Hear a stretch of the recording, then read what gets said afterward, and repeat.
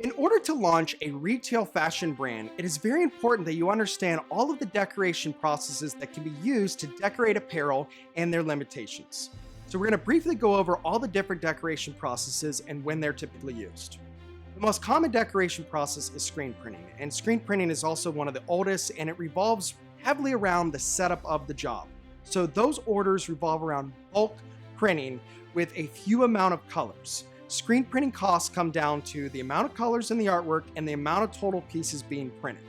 So again, screen printing can be used to print a wide range of products, but it's typically going to revolve around bulk orders with a few amount of colors. Another common decoration process for apparel, which is very different than screen printing, is something called direct-to-garment printing, also known as DTG. DTG printing is a full-color CMYK printing process that allows essentially one-of-one shirts to be printed with full color capabilities. So using CMYK, cyan, yellow, magenta, and black, a full color image can be printed directly onto a garment, and it is a great one-off capability, very much so a complementary, not a substitute decoration process to screen printing. Sublimation printing is a little bit similar to direct garment in that it uses CMYK, but instead of printing directly onto a garment, we first print onto a transfer sheet that can then be heat applied to material.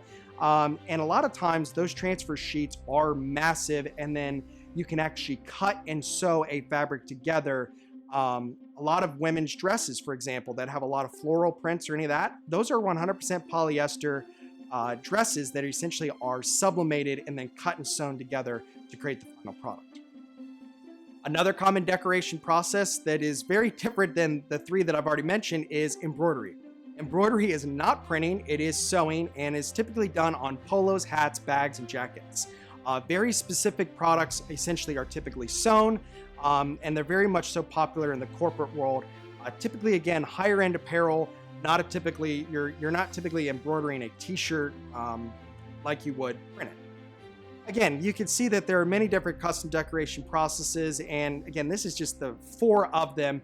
There are many different ways to embellish or essentially decorate a garment, and it's really important that you understand how each one of them works and the limitations of each. Screen printing can be done on virtually any type of apparel fabric, but certain inks have to be used to be cured at certain temperatures. Direct-to-garment used to be 100% cotton, now it has more flexibility. Sublimation, 100% polyester and other synthetic materials. And then embroidery goes on virtually any type of material, but it's certain products that it's going to be used for.